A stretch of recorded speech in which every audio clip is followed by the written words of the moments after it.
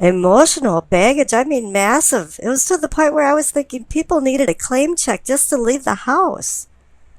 But here now, the Six of Cups is showing up in May, and it's like, it's okay. It's a positive thing because the clarification card is the Wheel of Fortune next to it.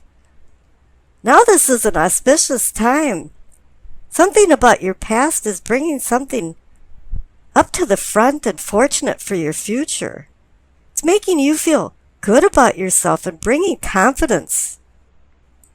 This is time to jump on the bandwagon and do something positive in your life because there's always a downswing to the wheel, and don't wait for that to happen. There's a window of time for you to jump through. And now take advantage of it. Now up in your pelvic and sacrum for awakening and arousing, receive the Ten of Wands. Things have been heavy for you. I don't know if it's atmospherically around you. And also, the responsibilities that you've taken on have been a heavy load. You've been carrying a lot of things around. Probably doing more than you should. While others are sitting back and kind of going, yeah, isn't life great? You know, you've been towing the rope. And maybe in some ways this has hampered your progress, but as for any 10, it's a card that represents that you're coming to an end. And there'll be some new beginnings. Whatever burdens you've been carrying, it's going to be lightened up.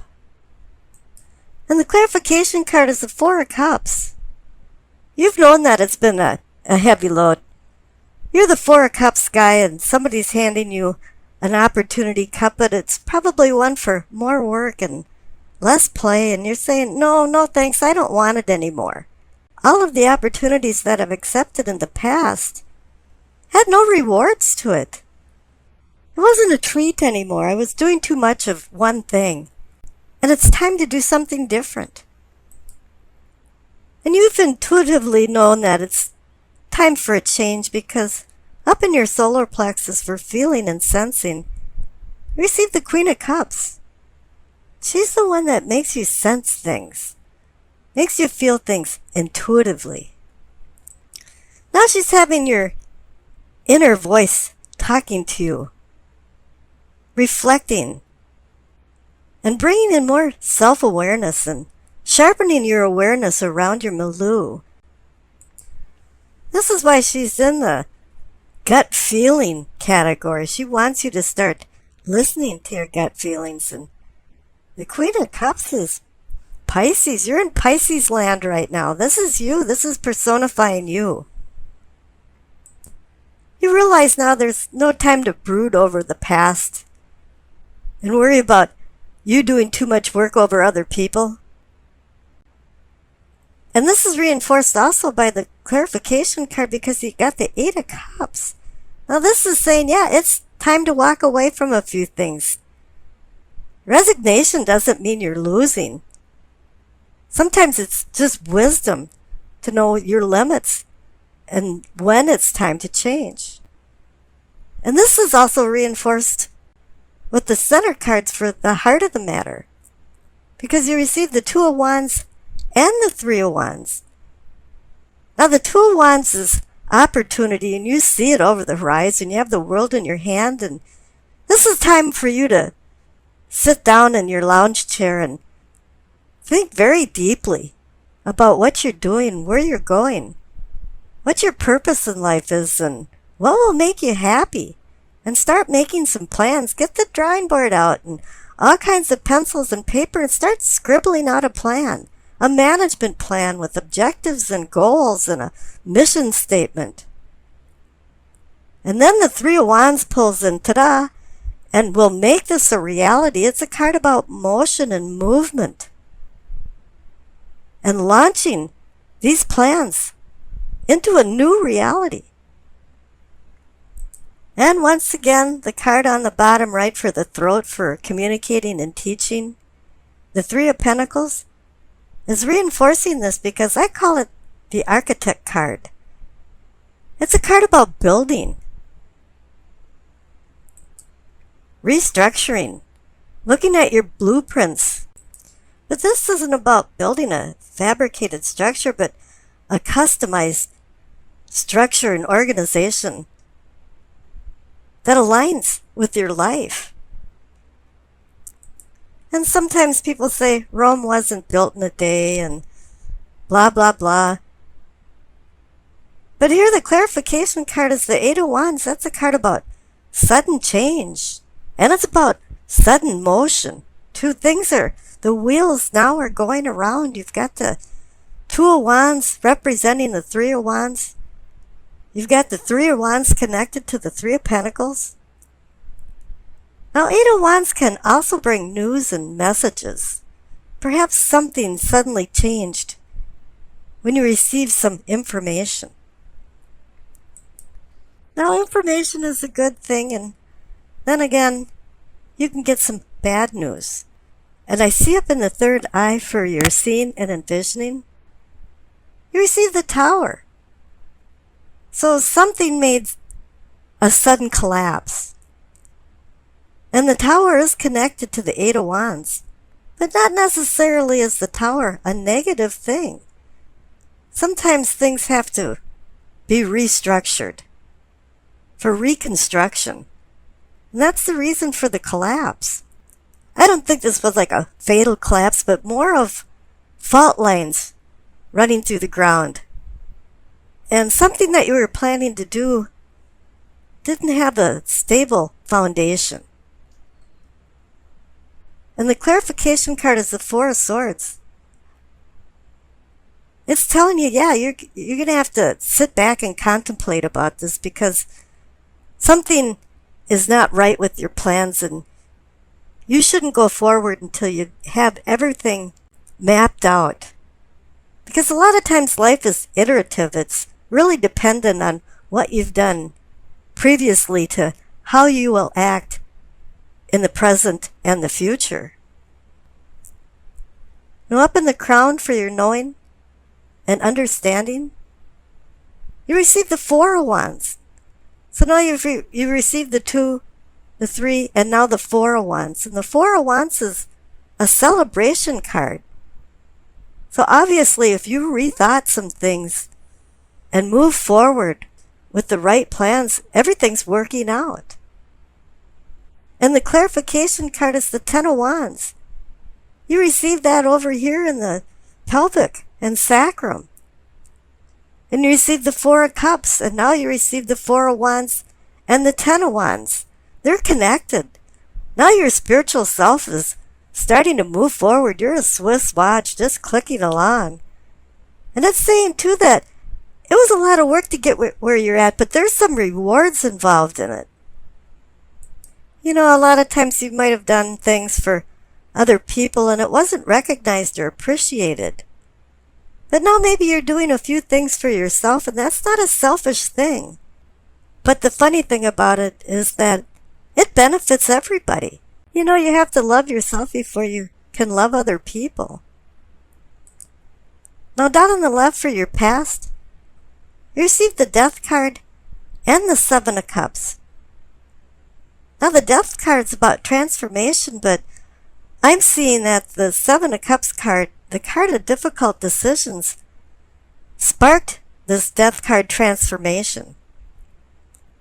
You knew it was time. There was a fulcrum, there was tipping time, that it was time to start doing some different things. And whatever you decided to do is being rewarded in spades, because over on the right for your future, you receive the Nine of Cups, the Wish card. You know, curiosity killed the cat, but the second line to it, a lot of people forget, is that satisfaction brought him back. This is where you're going to have satisfaction for all of your hard work, for the two Ten of Wands, and all of the planning. But what made this real was you changing your attitude and changing yourself. Now, there's two clarification cards I pulled for the Nine of Cups, and you received the Empress and the Chariot. Now, you might think this funny, but they're both about duality. The Empress is about the planet Venus and the star that rises in the east in the morning and sets in the west in the evening. And the Chariot, too, is about control versus lack of control. And both of them are giving you a lesson. The Empress is saying about sharing and paying attention to your personal life and your home. With the Queen of Cups over there and you, it's saying, yeah, you're supposed to manifest some deeper bonds with the people in your life. And the Chariot's saying, you have to make sure that you're disciplined and under control. Wow, this is going to be kind of a really sensitive week. A withdrawn and isolated week for you to review things. But that's not a bad thing. Maybe it's just your turn. Now the Four of Swords is a respite from conflict.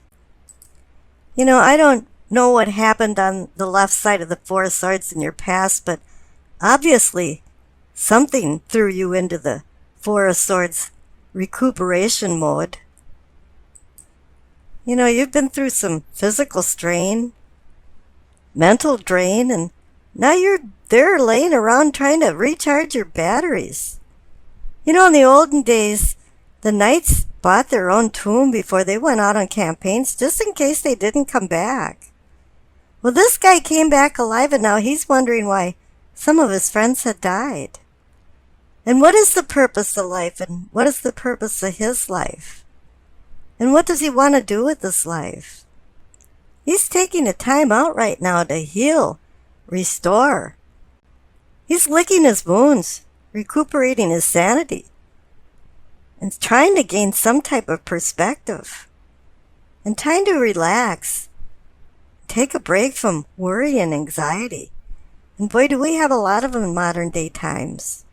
He just wants a break from his troubles, which is a little different than the Hanged Man, who's going into a meditative isolation to acquire wisdom. You know, wisdom is so important to the Hanged Man that he's going on a spiritual journey from death to rebirth. And this card indicates that there could be some sacrifices involved in acquiring this wisdom. Maybe you've already sacrificed, and that's why you're in the Four of Swords mode along with the Hanged Man. This card encompasses the Tao concept of wu-wei, and it actually means non-doing. It's just time to let things take its natural flow and not resist anymore. You know, a lot of times we try to control our physical world, and it just doesn't work. You can't put a round peg in a square hole. And now once you acquire some of this wisdom, then you start looking at things in a different light. You start realizing that you have to get rid of the old and accept the new with open arms. It's time to change. You know, pain in life is inevitable, but suffering is optional, and I think that's where the Four of Swords guy is back there saying, why am I suffering? But if you are feeling confused, I don't think you're going to be anymore with the Eight of Wands. Because this is like a miasma that's being lifted, and you're seeing things with more clarity. There's going to be some swift unfolding events that are going to change some things for you. The Eight of Wands can be about the cadences of life and children growing up, us growing older, and the challenges that are involved in change and how to deal with them. This is a positive change card, though. An immovable mountain is now movable when you have had obstacles in front of you and casting into your path right and left. All of a sudden now everything is falling together and you're able to go forward. And this card is about travel. And it can be physical travel, but with the Four of Swords and the Hanged Man here, I think it's more of a spiritual journey than anything else. You've been doing some self-discovery. Now I tossed the dice and you received Cancer, Mercury in the second house. Now you received another cup sign, Cancer. Sensitivity once again. And there's going to be some more withdrawals in this reading. Whatever happened before the Four of Swords and the Hanged Man has you remembering a lot of things, and this is from Mercury in Cancer. You might feel some resentment from these memories because, you've got an imaginative, sensitive nature going on here. Even when things happened, you didn't remember what happened more than the mood and the feelings of how it happened and how you felt about it. You're going to be wearing your emotions on your sleeve this week, and you're going to be expressing your opinions more in moods. And if you have perceived some type of slight or insult, you're going to be the crab like Cancer, and you're going to just immediately withdraw. But in order for you to get out of this funk, you have to start looking at things more subjectively and philosophically. And this is what the Four of Swords and the Hanged Man is saying to you. Some people might think you're acting kind of slow and unresponsive, but in reality, you're just thinking of things and you're actually understanding more than people know. And the funny thing is that you just haven't told anybody. But you will with the Eight of Wands. It'll come out. Now, all these cards are having you balance your emotions. And you'll be learning a lot of new things throughout this week. And problem solving will come from more of your feelings than taking any practical approach. Any negative people that you come in contact with, you're going to have to get away from them like the plague because you're just going to start absorbing these negative feelings. So basically, you should really feel out your audience before you get involved in anything. Just sit back and listen for a while. And if you don't like what you hear, just walk away. You could oppose these negative people or edify them. But what for? Now, Mercury in the second house has much the same feeling as what I talked about with Cancer and Mercury. You're not going to be sharing your thoughts easily with people. And you're going to feel like you have to do a lot of homework in order to make any decisions. But whatever you do learn, you are going to communicate with people very carefully about how you feel. And this week, you'll be a collector of thoughts and ideas that you'll eventually put into action with the Eight of Wands there. And when the mood hits, you're going to go up to a podium and give the biggest, most astounding speech to people that you've ever done. So it really is time to take advantage of this quiet, introspective week, so you can work out some problems that have kind of been hanging in the balance. And that's a little pun with the Hanged Man. So you can resolve whatever happened in the past before the Four of Swords